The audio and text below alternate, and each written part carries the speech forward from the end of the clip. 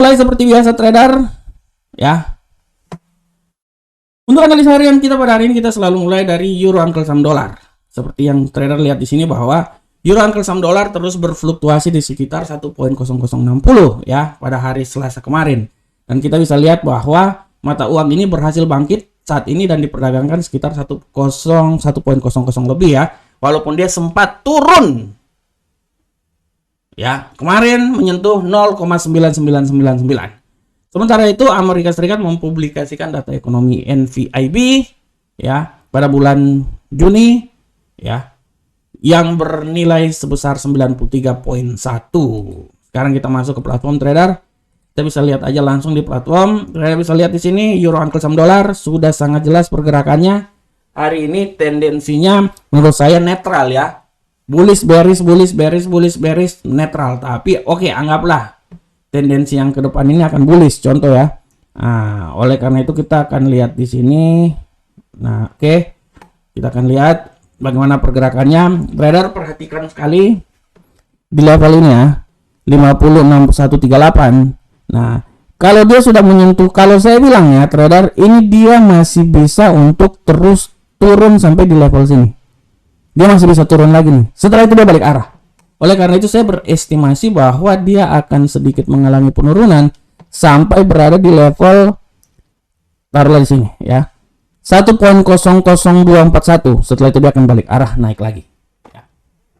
Dan di level pembalikan arah ini, retracement ini adalah level yang bisa trader jadikan sebagai acuan dalam mengambil posisi ya. Kalau kita lihat di sini RSI juga menunjukkan arah terjadi penurunan, stochastik juga terjadi titik perselingkuhan dan dia bisa turun. Makanya saya bilang bahwa kemungkinan besar dia akan turun dan mungkin ya menurut saya sampai di 0,00241.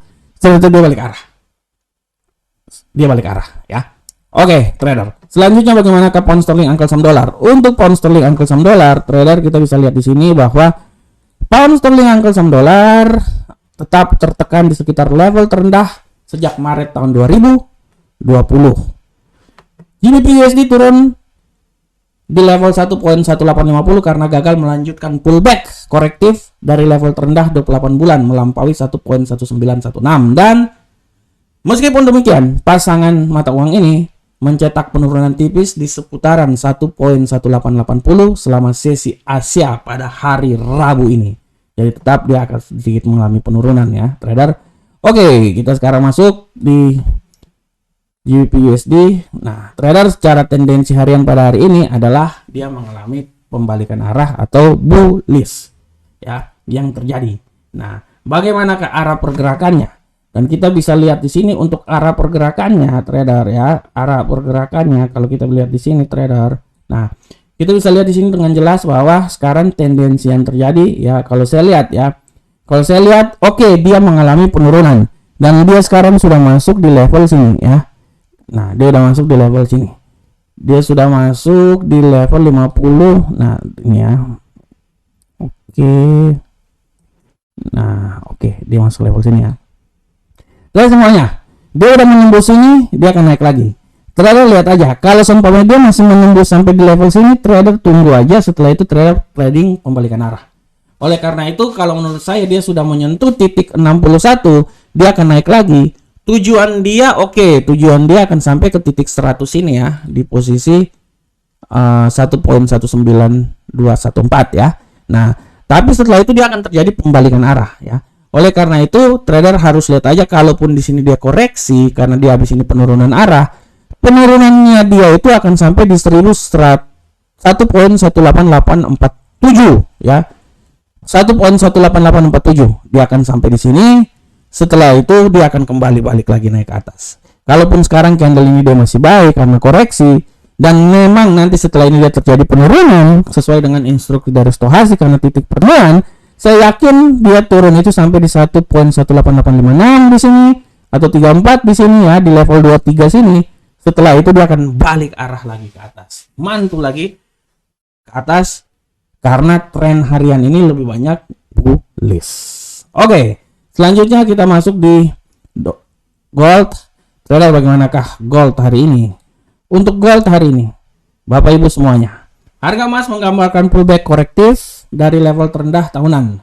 Harga emas mengambil tawaran beli untuk mengkonsolidasikan penurunan baru-baru ini sekitar level terendah sejak September 2021. Ya, dia naik sebesar 0,08%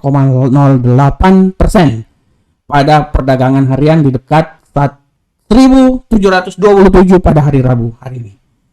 Optimisme Gedung Putih bergabung dengan data Amerika yang lebih lemah dan pembaruan beragam pada COVID di Tiongkok ya akan mendukung pemulihan gold. Itu tadi saya sudah jelaskan di segmen tema kita pada hari ini. Ya, kita akan lihat bagaimanakah tendensinya.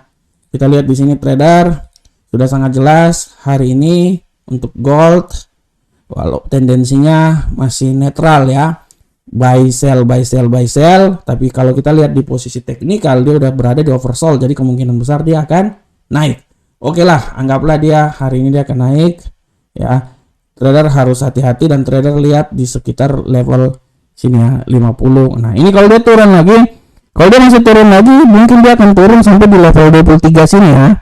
Dia tembus level 23 sini. Setelah itu dia akan balik arah trader. Menurut saya seperti kayak gitu. Dan kalaupun terjadi kenaikan, dia akan menuju sampai di level minimal level sini 1728 ya. Kalau trader lihat pergerakannya sudah sangat jelas ya, turun. Nah, ini akan sedikit turun, setelah itu dia akan naik dan tujuan kenaikan dia itu di 1728. Apabila tembus dia akan menuju sampai ke sini 1733 adalah level yang bisa sampai atau level yang bisa ditemuin dalam gold pada hari ini. Oke guys, selanjutnya kita masuk ke Bitcoin. Bagaimanakah pergerakan kripto pada hari ini dalam hal ini Bitcoin?